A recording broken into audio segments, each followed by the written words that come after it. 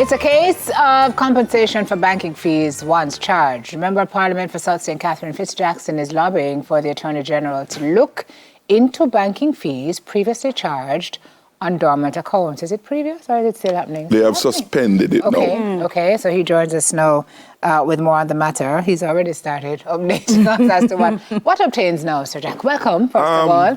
Sorry about not providing you with the fulsome breakfast that you Well, I'll take a rain check on it. It's really smile Jamaican, let's eat Jamaica. But we can work on it. We can eat and smile.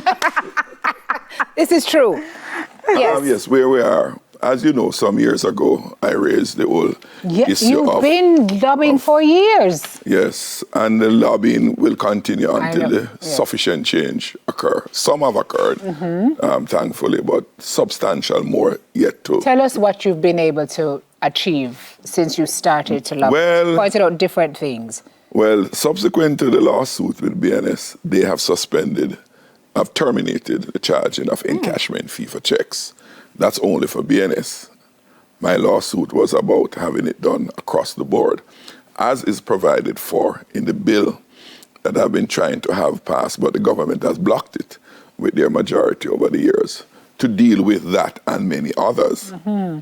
But in respect of the dormancy fee, which is one of the fees that the legislation, the bill that I have before Parliament would explicitly prohibit. Now, the dormancy fee, why I raise the question of the legality of it on the existing legislation, because it came to my attention subsequent to my tabling that bill, that the dormancy fee constitutes a breach of existing legislation. That is the Banking Services Act, in particular Section 35, which is a duty of care provision. And in layman's term, what it says is that the directors, managers of the banks have a duty to protect the value of monies placed under their care and protection. That is to say, if you put 100,000 in the bank have a duty to protect it. The imposition of the dormancy fee, in my mind, represents a unilateral action on the part of the bank that diminishes that monies that you pay, that you put in the bank for safekeeping. Now, we all know a bank is not like any other financial institution. It is given the legal authority to take deposits, and it can use it to make money of their own. That's a business they're in. It's your money that they use, but the law permits them to use it. The law did not permit them to penalize you to let them use it. And the imposition of a fee, the dormancy fee, constitute such a penalty. How long hasn't that been happening, and how then would it have been happening since about so long without some alarm being raised? But you know, interesting question you ask. The genesis of the dormancy fee. You see from time to time in the newspaper this list of many names from banks to say, come and claim your money. Come and claim your money. They are legally required to do that. Section 126 of the Banking Services Act imposes that obligation. After 15 years of inactivity, they are obliged to publish the names, to give people a chance to look. And after 2 running of the ads, they have to turn over the money to the accountant general, which goes into the consolidated fund. So if every period they have to turn over $5 billion, the banks decided in a supposedly cute way, rather than turn over all this money to the consolidated fund, they unilaterally impose what they call a dormancy fee. Now, you put your money in there for saving, You put it in there to sit. It's not like a checking account that you're actively using. Savings account is to put it away for rainy days. Put it away until retirement. Put it away for your children, education, whatever you want to plan for. So what they did is to impose this dormancy fee, like say 500, some is 450 per month. And every month they reduce your balance. After what period? Until it's finished, or until the 15 year comes, that they have to turn it over to the accountant. I don't know what's left. What's left? But it gets worse.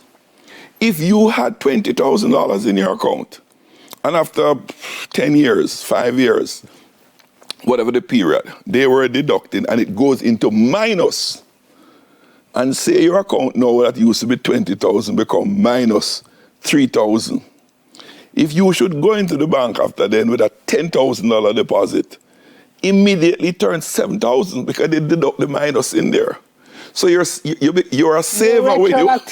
You're a saver, and then you become a debtor.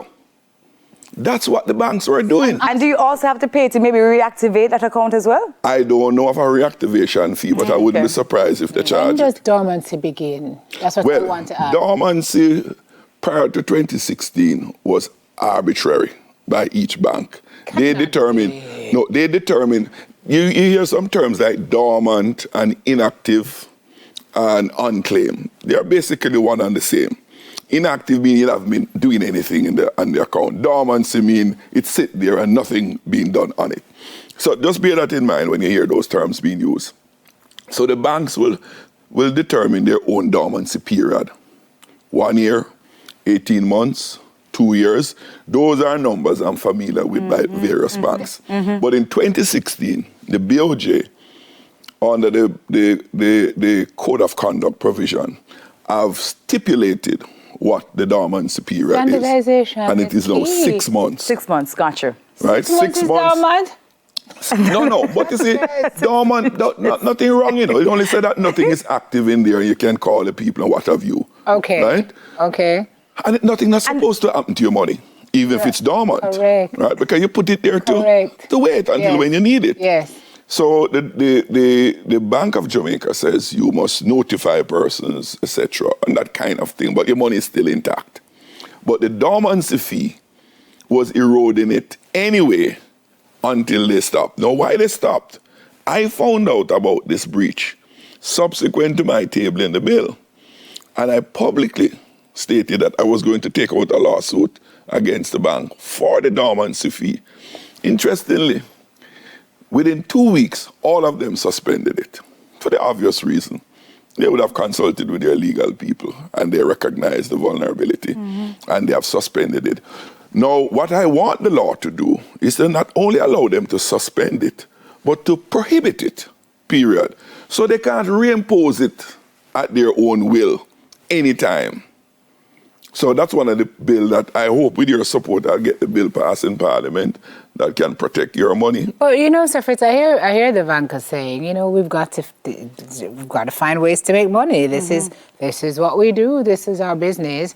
I mean, I don't know what you're able to do at the bank anymore that does not attract a fee. Sometimes the fees and fines blow my mind. I said respectfully, that is crap, right? Banks are there to use their intellectual ability to come up with all kind of creative financial instrument where you want their money to use and they charge you a fee. Now, in this bill, you know, it has nothing to do with fees where the bank's money is involved. All that is in that bill having to do with your money. Gotcha. So if you go to the bank to use their money, to borrow to any kind of financial instrument, it's a service they're providing to you, one. And two, it's their money they're lending you. So you expect to pay a fee for it. So this argument, they said they have to make money. I said, yes, I want banks to be profitable. I want them to be strong. Every modern economy needs strong banks. But while I want you to be rich, I don't want you to get rich illegally. I don't want you to get rich unfairly by pulling a fast one on somebody because of your power. Did you just because say of your illegally, Sir Fitz? In the case of the dormancy fee, it would be illegal. Okay, because it's neither illegal nor unfair. Of care. The duty of care. Gotcha. Yeah. As it relates to particularly the dormancy fee. Gotcha. Yeah. There are other provisions in the bill which doesn't exist in the bill I have before Parliament in existing legislation. That speaks to a question of what is fair. You know, if you fair is hard to define. No, but we can, as a country, as a people, lawmaking by the law. Lawmaking establishes some sense of what is fair. Right. Well, lawmaking also has significant loopholes, which is why I think you're still arguing. And that's why it's a dynamic process. Yeah. And we, laws are amended from Yeah. time to Yeah. time because they become outdated, outmoded, technology, Takes behavior. so long. That's another thing. But when we see them, we must act. Yeah. And you know what is so unfair about this, about especially the dormancy fee? I had a case of a constituent reported to me of a relative of his in Manchester. The gentleman's mother was getting up in age and sickly. He wanted to put away his mother well when she passed. He was saving a cow to sell when she dies to do the burial. Because some cow thieving was prevalent in that area, out of fear that they'll steal his cow, he sold the cow and put the money in the bank to avoid it being stolen. Few years later, fortunately, his mother never died soon. He had a calf that he sold. When he went to the bank to put the money in the account, he realized that the fee, the dormancy fee, eroded a great portion of it. So he was running from the cow thief. And he ran into the dormancy fee by the banks. Yeah. These are not esoteric ideas or thoughts. These are not abstract thoughts. These are real things real people that the BOJ presides over and the government preside over. But as you said earlier on, we don't necessarily see everything all the time. But when we see it, we need to call it out. We need to deal with it. Gotcha. And when we fail, it represents a dereliction of our duty as lawmakers and protectors of the public. We know we will hear more anon, as Never would say. But I think many people appreciate what it is that you're doing because... But I need you all, and you have strong, powerful voices. Your voices are stronger than you would probably accept. You can call on the government to pass the bill that is sitting on the order paper now for 6 years. Gotcha. All right, sir. We have to take our break. Appreciate you coming in this morning. Next time you come, breakfast is on. Member of Parliament for South St. Catherine, Fitz. Can I come tomorrow? Sure, I won't be here. So. Oh, Lord, Sir Fitz. Coming up, guys, live after retirement. Stay with us.